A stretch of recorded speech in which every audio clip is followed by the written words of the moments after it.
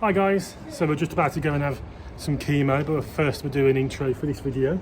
So this time it's me to use the bars of gold and the lures, and I'll also be doing a voiceover on what it was like when for a parent with a child with cancer. So we'll see you in a bit at the end.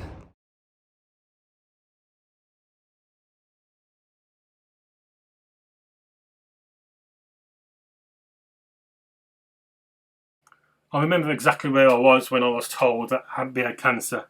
I was just finishing a shift at work, and my colleagues knew that that was the day that we was going to get the results. And at the end of the shift, they were saying, "I'm sure things are going to be okay, like you would." Not knowing that 10 minutes earlier, I knew that the results were not what we wanted. Driving up to the hospital, my head was in a mess, not really understanding what cancer was, and walking through the ward to see Abby, who was in an isolation room, seeing the children with no hair connected to machines and tubes are coming out the nose. I thought, I don't want this for Abby. She shouldn't have to go through this. When I saw Abby, I kissed her on the head and said I needed the toilet. I didn't. I just needed somewhere to cry and compose myself. At that time, we had no idea what the plan was. When we saw the consultant, we found out it was to be 6 months of intensive chemo, and the majority of that would be in the hospital. You then think about what about work and what about the other kids. But in the end, Abby had to be our number one priority, and both mine and Abby's mum's work were great with allowing us time off to be by Abby's bedside. Abby's brothers and sisters were amazing too, even though you knew it was affecting them. The days were long in the hospital and your mind starts racing, thinking of bad things. In 2018, Abby was allowed visitors, and they had a school and other groups like Salvation Army and Scouts come in, and that helped break up the day. When she relapsed for the second time and had to spend time in hospital, you didn't have any of that. You would be glad to go home for a bit of a rest, but after 30 minutes of leaving the hospital, you wanted to be back there. You wanted to know what was going on and how Abby was. I remember going into Asda and not wanting anyone to recognise me and come and ask me how Abby was. I just didn't want to speak to anybody. But the question was always there, why us? I should be protecting her. I'm her dad, that's my job. But there was nothing we could do. After 2 weeks of Abby's first chemo, she started showing some side effects, with her hair starting to fall out, and this never bothered her at all. I think it bothered us more. She was also on daily meds. That was a battle, and one was vile. As soon as it touched her tongue, she would throw up. She would be sick. So try giving her presents to encourage her to have them. This is when she had to have an NG tube, a tube that goes up her nose, down her throat and into her stomach, which would allow you to administer medicines through as well as food, as the chemo affects the taste, and a lot of the patients would stop eating. The sickness was a nightmare. You knew that she was going to be sick, but not knowing when, so you couldn't relax. I often needed some kind of background noise, and can often be seen with earphones on to this day, and without them my thoughts go to a dark place, and the one place I go where my mind is at peace is when I'm fishing. Even when Abby was in remission, there is always that niggling doubt at the back of your mind that it could be coming back, and when she gets something like a simple cold, you start worrying, and that would never change. Despite all this, Abby remains in good spirits and is always playing tricks and hiding, and that always helps, and she carries on surprising us all with her achievements. The support we have received has been outstanding, from people we know and from strangers. These people should be the ones making the news, not the bad ones. And the support we have had from the fishing community has been awesome.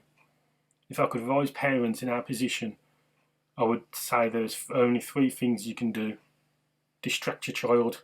When they're not feeling well, play games with them, take their mind off it. Comfort them, give them a cuddle. Make it comfortable for them and reassure them. Tell them they're doing well. That is the only thing you can do. We can't take the pain away or make them better. And to everyone else, if you can give platelets, do. If you can give blood, do. It's not a gimmick. It's not a business promotion. It really does save lives. These kids are our country's future. They need help. Now, I should have done this recording right at the start, not when I'm down to my last micro stick, which has been damaged by a pike a brand new one will stick up more when it's at rest on the bottom. I like to use them with a cheb and a weightless hook. I never like to use chebs because I find them awkward to take the pin out and put them on. But these ones from 9.7 tungsten are fantastic and easy to use. It's also better to use a large, high weedless hook, which gives you that more movement around the cheb, and it gives me that confidence to fish in the bottom without getting snagged as much. You still will get snagged fishing weedless, but not as much. Or you can opt for like the Ned style ones, and which will help the bait stick up more. But hopefully this will give you a rough idea on what it looks like under the water.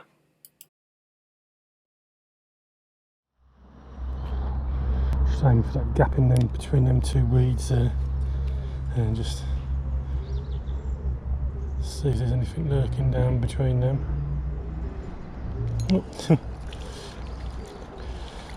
I was expecting something a little bit bigger, but you can't moan.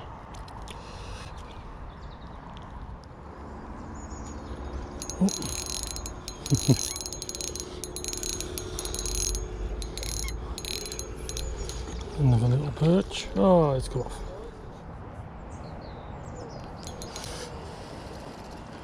There's the littlest pluck.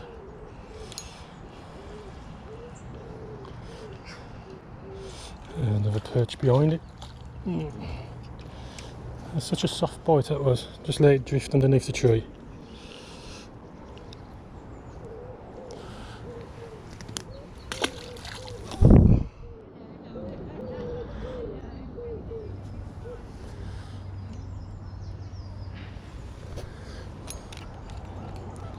See if there's any more there.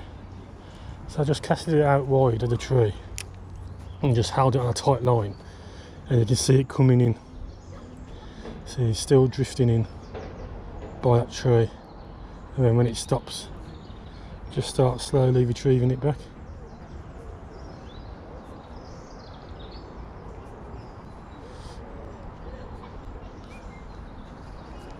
There you go, another one.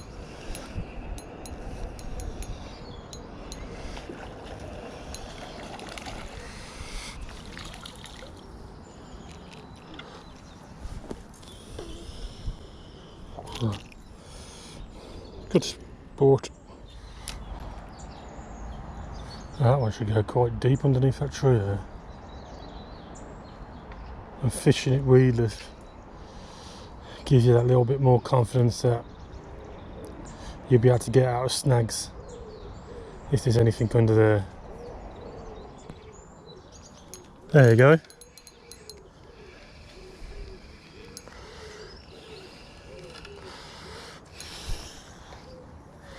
A mad perch.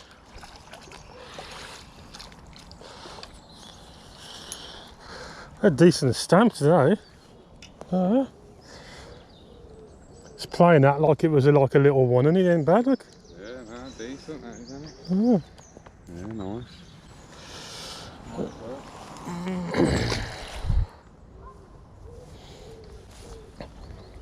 Again, a nice little area here, even though the flow is quite constant. You've got an overhanging tree, overhanging bushes at the side, so it's always worth just trying to aim just for those features. Yeah, I could cast out in front of me, but I do like to target a feature. Just gives me something to concentrate on working on. And oh, I just had one get off.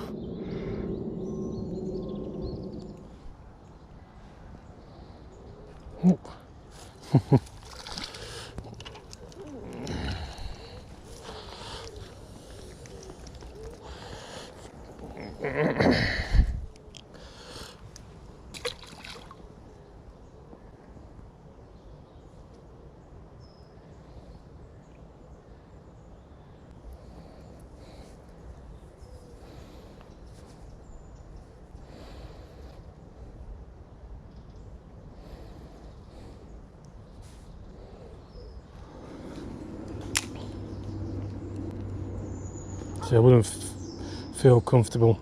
Oh, there we go. Oh, fishing any other way without, apart from weedless, because of all the roots and the branches and that. Fishing reelers just allows you to get away with a lot more. You lose more fish obviously because you haven't got that exposed hook like you would on a jig head, but I'd rather feel more comfortable fishing places on the bottom without losing tackle than I would if I was using the jig head.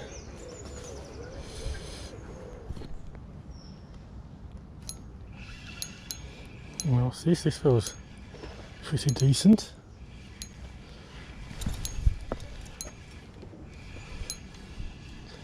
Son of a nail perch. It's the biggest one today, I think.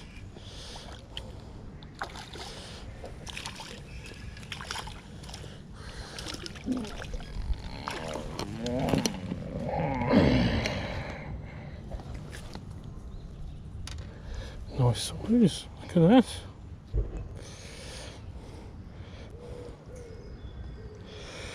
Right in the bottom.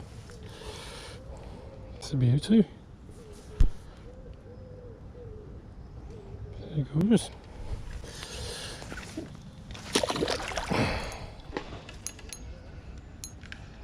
The spot I've never really done that well. I've found before, but then I've never really fished it from the bottom.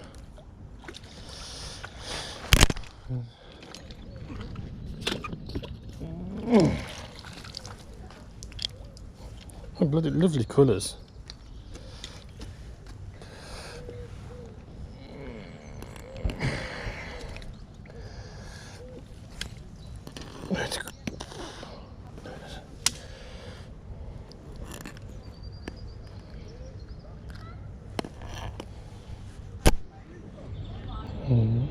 Lovely colours.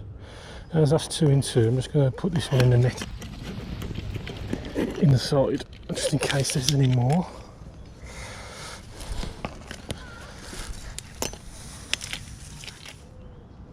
There's one, a little one.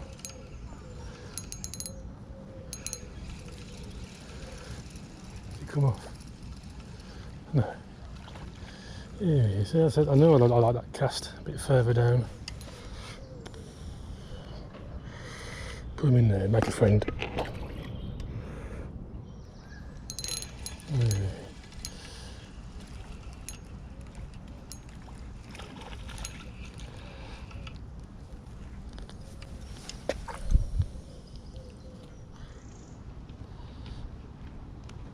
Coming right over by the wall is where you're tending to get them.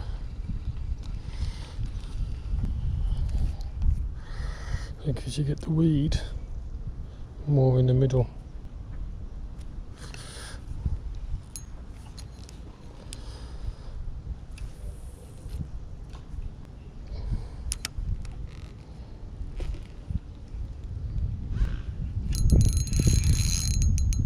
There we go.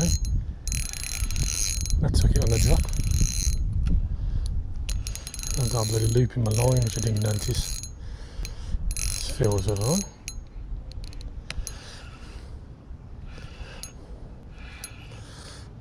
It is a nice perch, very nice perch, especially for me.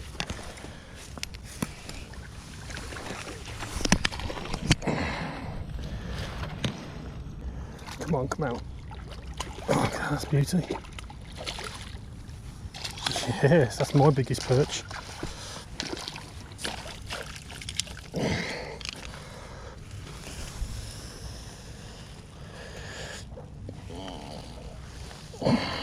Bloody clunker.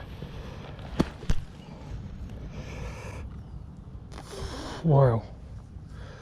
Ow, ow, ow, ow, ow, ow. Pricked. Alright, let's get him unhooked. And a little bar gold. And we'll take a weight and measure that one. And get these other small ones back.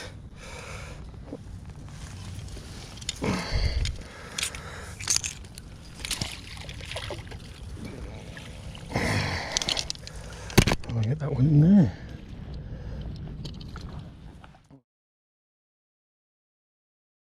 I'm quite surprised it was only £1.09, but still a beautiful fish.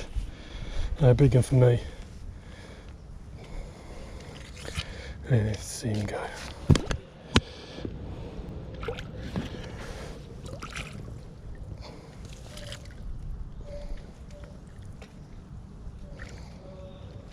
There he is.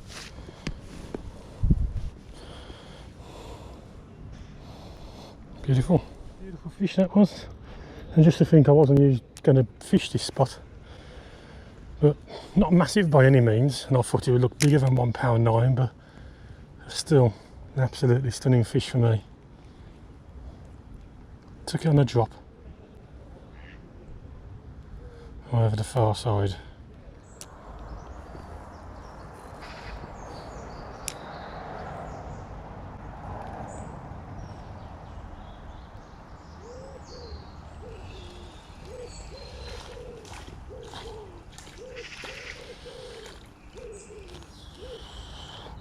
They're just deadly, these sticks are. And the golden colour is working wonders.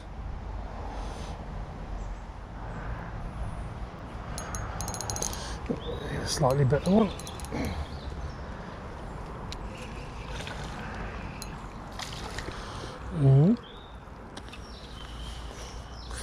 Here's a nice one. Good colours.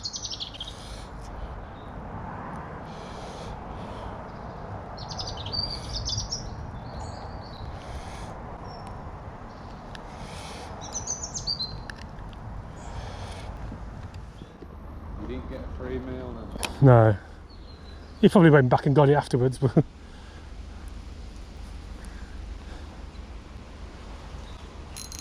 oh, there we go.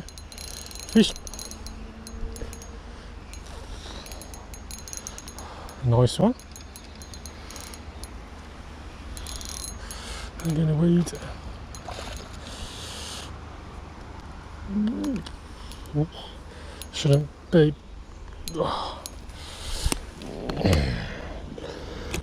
Oh, that's nice.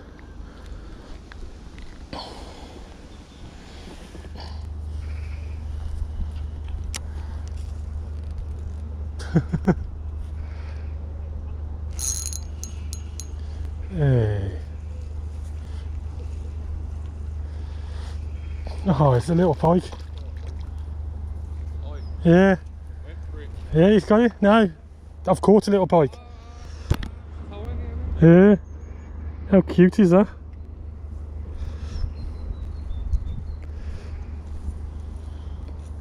Perfect, then, miniature. How cute is that? Be careful out there, mate. He's wicked, he is.